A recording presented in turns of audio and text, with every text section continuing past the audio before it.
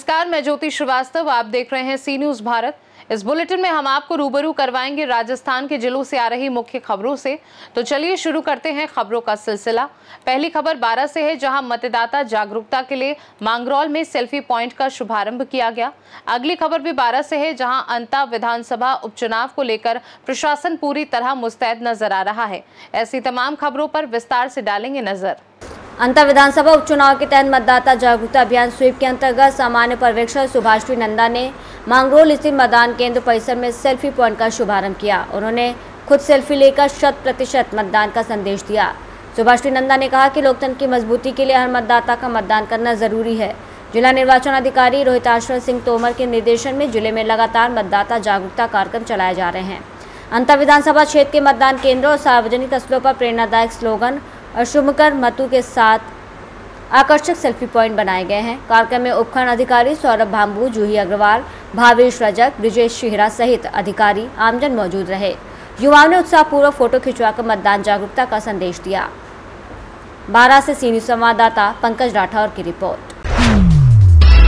बारां जिले में अंतर विधानसभा उपचुनाव को लेकर प्रशासन पूरी तरह मुस्तैद नजर आ रहा है। जिला निर्वाचन से लेकर पुलिस प्रशासन तक उपचुनाव की तैयारियों में जुटा हुआ है।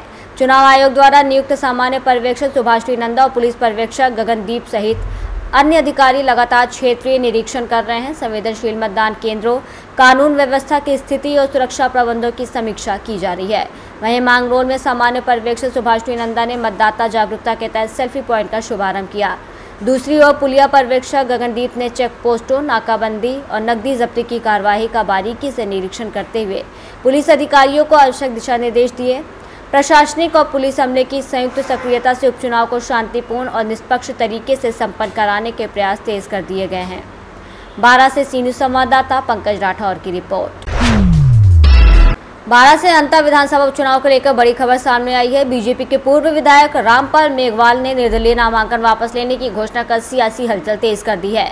माना जा रहा है कि उनके इस कदम से उन्होंने एक तीर से दो निशाने साधे हैं। पहला, बीजेपी को वोटों के बिखराव से बचाया और दूसरा, अपने राजनीतिक भविष्य को सुरक्षित किया। सूत्रों के अनुसार मेघवाल के नामांकन वापसी के फैसले के पीछे पार्टी आला कमान या प्रदेश नेतृत्व से मिले आश्वासन की भूमिका बताई जा रही है। बताया जा रहा है कि बीती रात जयपुर में प्रदेश अध्यक्ष मदन राठौर से मुलाकात के बाद ही उन्होंने अचानक नामांकन वापस लेने का निर्णय लिया।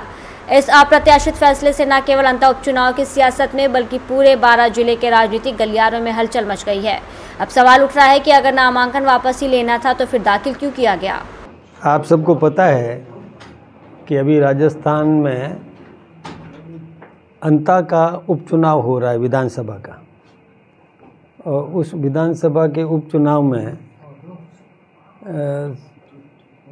हमारे सम्माननीय पूर्व विधायक रामपाल जी भी थोड़ा मेरे से नाराज़ हो गए थे और नाराज़गी उन्होंने दिखा भी दी। निर्दलीय के तौर पर उन्होंने अपना नामांकन दाखिल कर दिया था, लेकिन चूंकि इन्हीं संस्कारों में पले बड़े तैयार हुए एक संस्कारित कार्यकर्ता होने के कारण उनके मन में इस प्रकार का विचार आया कि ठीक है, एक परिवार में परिवार के मुखिया के प्रति थोड़ी बहुत नाराज़गी हो जाती है तो थोड़ा बहुत नाराज़गी दिखा भी देते हैं, लेकिन परिवार तो हमारा अपना है, परिवार का हम नुकसान नहीं सोच सकते। तो उन्होंने भी अपना मन बड़ा किया है और फिर से ये तय कर दिया कि अब उस अंता उपचुनाव में वो भारतीय जनता पार्टी के उम्मीदवार श्रीमान मोरपाल सुमन को जिताने में अपनी पूरी भूमिका निभाएंगे और वो अपना चुनावी मैदान से हटने का ये जो निर्णय है वो घोषित करेंगे। तो मैं सबसे पहले हमारे महामंत्री जी आदरणीय जितेंद्र जी से आग्रह करूंगा कि वैसे तो पहनाया हुआ दुपट्टा है, उनके अंतःकरण में यही दुपट्टा है, संस्कार भी इसी के हैं, लेकिन फिर भी एक औपचारिक। बारां से सी न्यूज संवाददाता पंकज राठौर की रिपोर्ट। छापर कस्बे में पहली बार वृंदावन धाम स्टेडियम में होने जा रही गोहितार्थ शिव महापुराण कथा की तैयारियां जोरों शोरों से शुरू हो गई हैं। ये कथा 3 से 11 नवंबर तक प्रसिद्ध कथावाचक श्रीमद दंडी स्वामी शिवेंद्र आश्रम महाराज के मुखारविंद से संपन्न होगी।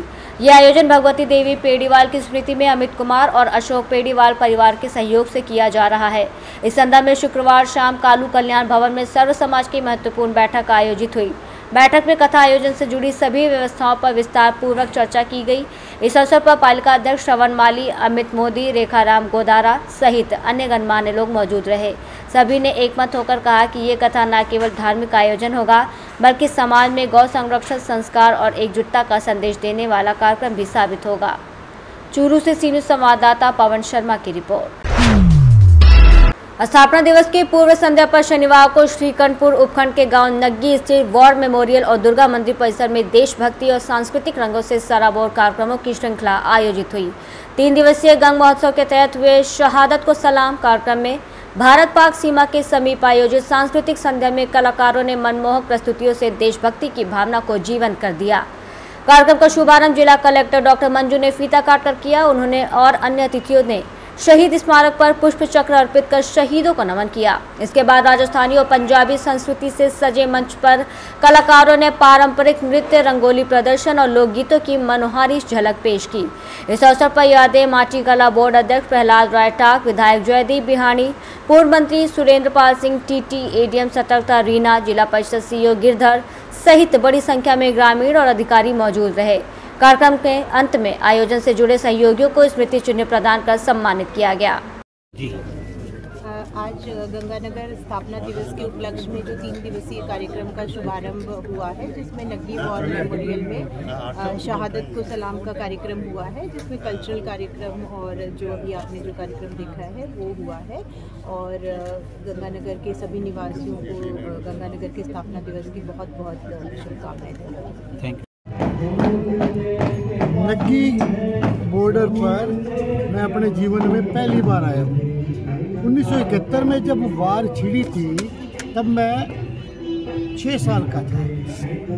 मेरे को वार का तो वाकया याद है जब एक पाकिस्तान के प्लेन को 2 भारतीय प्लेन ने घेर रखा था। मेरे को उस समय का ब्लैकआउट भी याद है। लेकिन ये स्थान जहाँ भारत ने पाकिस्तान की सेना को सरेंडर किया और पाकिस्तान से उनका टैंक छीन करके, जो आज भी पहले जिला परिषद में गंगानगर की शान बढ़ा रहा था, आज सुखाड़िया सर्किल पे गंगानगर की शान बढ़ा रहा है। वास्तव में ये वो पवित्र स्थान है जो हमारा सर गौरव से ऊंचा करता है। मैं धन्यवाद देता हूँ नग्गी बॉर्डर के, करणपुर बॉर्डर के जितने भी नागरिक हैं। अभी मैंने यहाँ का म्यूजियम देखा, उसमें उन नागरिकों की फोटो लगी हुई है जिन्होंने युद्ध के समय सेना की मदद की, राशन की आपूर्ति की या जो भी उनकी ज़रूरत का सामान था।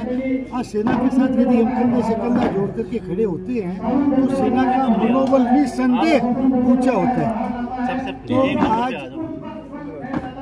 आज मैं अपने आप को गौरवान्वित महसूस कर रहा हूं कि मैं उन वीर सैनिकों की माटी में अपना सर नवाने के लिए आया हूं जिन्होंने भारत का सर 1971 में ऊंचा किया और तिरंगे को एकदम इस बॉर्डर पर पाकिस्तान के सीने पर लहरा दिया। श्रीगंगानगर से सी न्यूज़ संवाददाता हेमंत कुमार की रिपोर्ट। राजस्थान बुलेटिन में फिलहाल के लिए इतना ही। बने रहिए सी न्यूज़ भारत के साथ। हर खबर आपके साथ, आपके हाथ।